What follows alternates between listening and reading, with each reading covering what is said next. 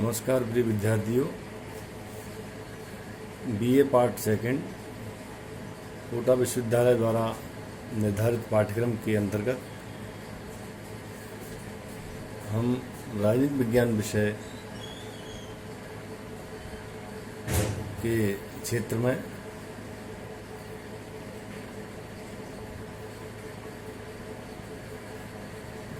अध्यापन करा रहे हैं। आज हम सिलेबस में कुछ बिंदु ऐसे हैं जो भारतीय राज्य व्यवस्था में या भारतीय लोकतांत्रिक परिवेश है उसमें बाधाओं के रूप में दिखाई देते हैं, जिसमें क्षेत्रीयता है, जाति की भूमिका है, सांप्रदायिकता है, राष्ट्रीय एकीकरण है। तो ये कुछ बिंदु अभी अवशेष हैं। पाठ्यक्रम में हम इनको सम्मिलित जो बचा हुआ है उसमें कर रहे हैं। तो क्षेत्रीयतावाद के अंतर्गत हम देखते हैं कि सबसे पहले इसकी जो अर्थ की दृष्टि से क्या है, इसका क्षेत्रीयतावाद से तात्पर्य एक ऐसे देश में या देश के किसी भाग में उस छोटे से छोटे क्षेत्र से है जो आर्थिक, भौगोलिक, सामाजिक आदि कारणों से अपने पृथक अस्तित्व के लिए जागरूक है। यानी देश में, देश के किसी भाग में छोटे से क्षेत्र में उनकी कुछ भौगोलिक, आर्थिक समस्याओं, सामाजिक समस्याओं से संबंधित कुछ मांग है या वो चाहते हैं पृथक अस्तित्व की स्थापना को, और उसके प्रति वह जागरूक रहते हैं। तो ये क्षेत्रीयतावाद की एक साधारण अर्थ की दृष्टि से परिभाषा बन जाती है। असल में क्षेत्र शब्द बहुत ही व्यापक है, इसका कोई दायरा नहीं होता है। इसके लिए आवश्यक है सांस्कृतिक समानता। भौगोलिक प्रदेश में जो क्षेत्र का आधार है उसे हम इस दृष्टि से संबोधित करते हैं। मनुष्य एक सामाजिक प्राणी है और अपने निवास के आसपास की भूमि से उसका भावात्मक संबंध स्थापित हो जाता है तथा समय के अंतराल के बाद पूरे क्षेत्र के प्रति उसकी निष्ठा विकसित हो जाती है। इस दृष्टि से क्षेत्र एक तरह से समाजशास्त्रीय अवधारणा है, जिसे विविध सामाजिक हितों की अभिव्यक्ति की धुरी भी कहा जा सकता है।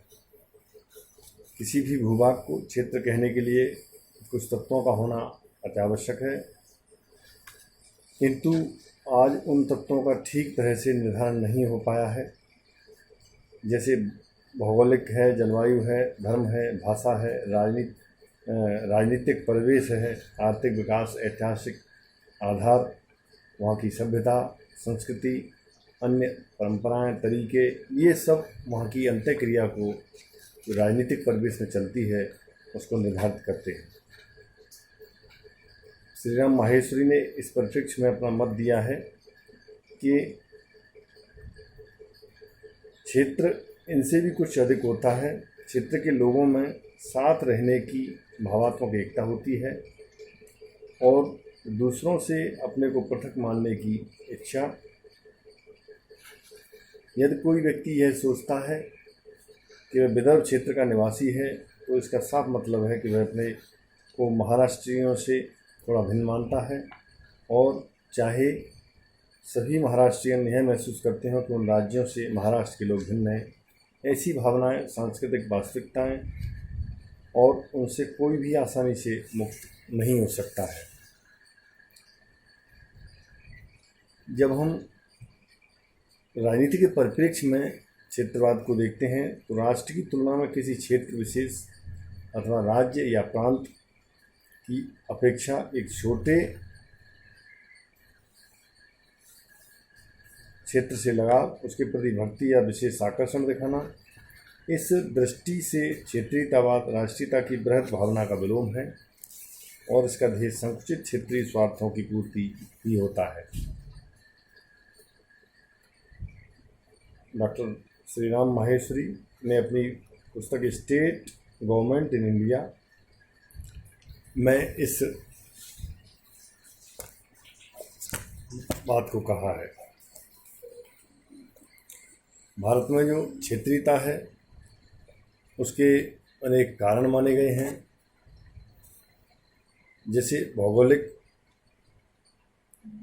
पहला वाला बिंदु कारण की दृष्टि से हम देखते हैं। भौगोलिक दृष्टि से जैसे उत्तर प्रदेश, मध्य प्रदेश, बिहार, आंध्र प्रदेश, राजस्थान, इन बड़े राज्यों का जो विचार है विकास के संदर्भ में, वो अन्य छोटे राज्यों से कुछ अलग स्थिति रखता है।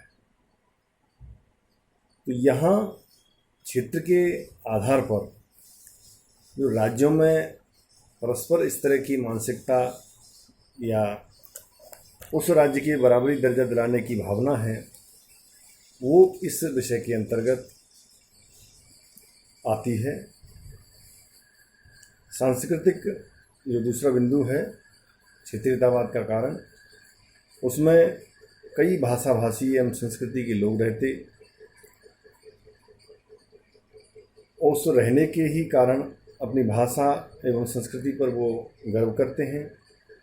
और इसी भाषा की बढ़ते हुए प्रभाव के कारण वह अन्य राज्यों की तुलना या उनकी अपेक्षा करते हुए अपने आप को एक अलग राज्य की मांग करने की बात रखते हैं। आर्थिक कारण की दृष्टि से हम देखते हैं कि जैसे कुछ राज्यों में आर्थिक विकास कमज़ोर हुआ है या वहाँ प्राकृतिक संपदा की मात्रा कम है, तो अन्य राज्य जो प्राकृतिक संतोष रखते हैं उस संपदा के संदर्भ में उनके प्रति एक अलग स्थिति मानसिक रूप से बन जाती है और वे अपने आप को कमज़ोर महसूस करते हैं।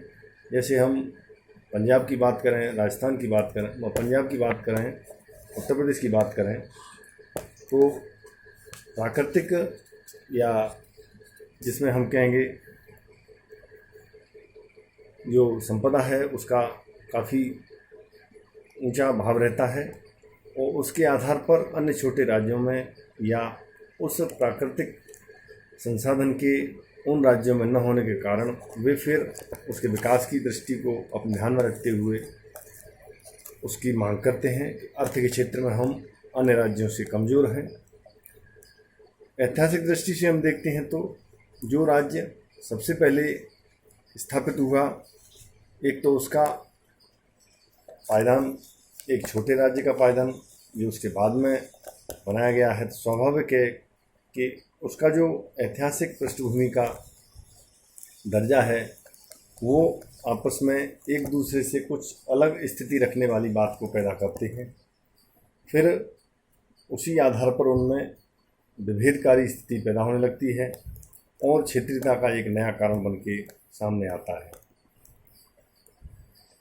भाषा की हम दृष्टि से जब देखते हैं कि ये भी एक बहुत बड़ा कारण बनता है क्षेत्रीयता में, और वह क्षेत्रीयता भारतीय राजनीति को पतन की ओर ले जाने का पूरा प्रयास करती है।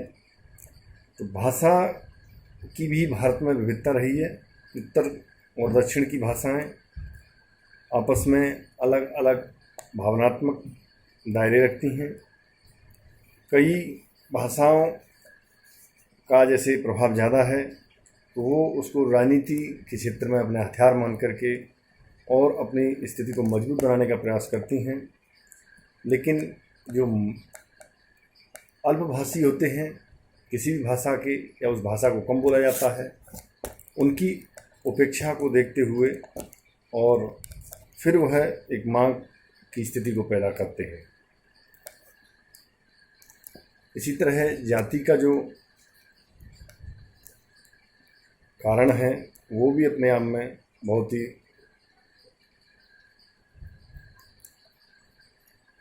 राजनीति में एक ऐसा कारण बनता है कि जो राजनीति के पतन को बढ़ाने में सहयोग देता है और लोकतंत्र के लिए एक इस तरह का स्थान बनाता है कि जो उस जाति के आधार पर संवैधानिक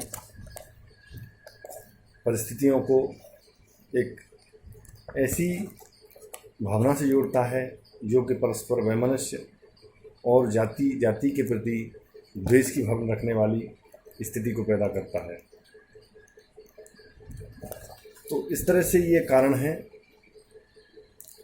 अब हम देखते हैं कि जैसे इसका विश्लेषण करते हैं क्षेत्रीयतावाद का, जिसमें रजनी कोठारी ने अपनी पुस्तक पॉलिटिक्स इन इंडिया में क्षेत्रीयता पर काफ़ी विचार प्रकट किए हैं, जिसमें कि हम एक विस्तृत बिंदु के तौर पर देखते हैं कि क्षेत्रीयतावाद और परस्पर अन्य राज्यों की जो मांग रहती हैं, ये प्रमुख बिंदु रहता है। दूसरा बिंदु हम जब इसमें देखते हैं क्षेत्रीयतावाद बनाम अंतर्राज्यीय झगड़े, फिर तीसरा है क्षेत्रीयतावाद और स्वायत्तता की मांग, अगला है क्षेत्रीयतावाद और केंद्र राज्य संघर्ष, क्षेत्रीयतावाद के संदर्भ में उत्तर और दक्षिण की भावनाएं, क्षेत्रीयतावाद के संदर्भ में भाषावाद और क्षेत्रीयतावाद और भारतीय संघ से पृथक होने की प्रवृत्ति। तो ये बिंदु ऐसे हैं जो इसको आगे बढ़ाते हैं और इन्हीं कारणों से हमारे भारतीय लोकतंत्र के जब हम स्वरूप को देखते हैं तो ये उसके रूप में, उसके मार्ग में बाधा के रूप में प्रकट होते हैं। धन्यवाद।